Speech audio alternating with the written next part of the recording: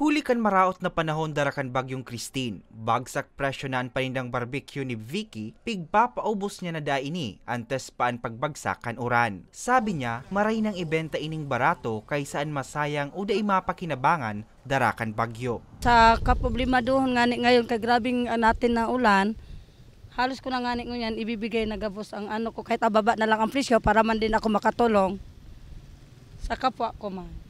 Sigon sa Philippine Atmospheric, Geophysical and Astronomical Services Administration o PAGASA, nakataas na ang Tropical Cyclone Warning Signal number 1 sa anom na probinsya kan Bicol. Kaya sa masunod na 36 oras makaka-eksperyensya na nin makusog na pag-uuran asin makusog na duros ang probinsya ni Albay, Ambos Camarines, Sorsogon, Catanduanes, Masbate, kabali na Anticao asin Burias Island. Yan ang sa iyang tracking na sa pasulnupan, timog sulnupan. So kung masusustain ka iniining current track niya, so most likely pwedeng maapektaran ining dakulang parte kang Luzon ngani pati Bicol. So expect niya to diyan ining mga moderato sagkod sa makakusog na pag-uran, nasa range niya na 50 sundong 100 mm. Alas 2 kasubagong maagahon kan maglaog sa Philippine Area of Responsibility o PAR ang pigbabantayan kan pag-asa na low pressure area. Inapod ining bagyong Christine.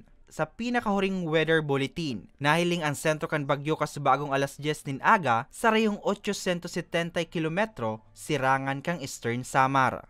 Ngunyan, although arayo pa man si Tropical Depression Christine, dakula ang sa iyang diametro. So nailing ta kasubagong aga, so sa iyang radius na sa 500 plus.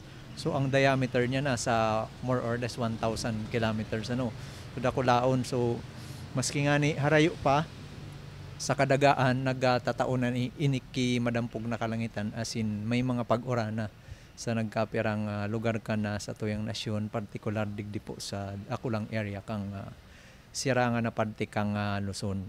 Katakod ka ini, maigot na nagpatanid ang pag-asa sa publiko na ugalion ang pag-antabay sa mga pigpapaluwas nindang abiso, ngani makaibitar sa anuman na peligro na pwedeng idarakan bagyong Christine.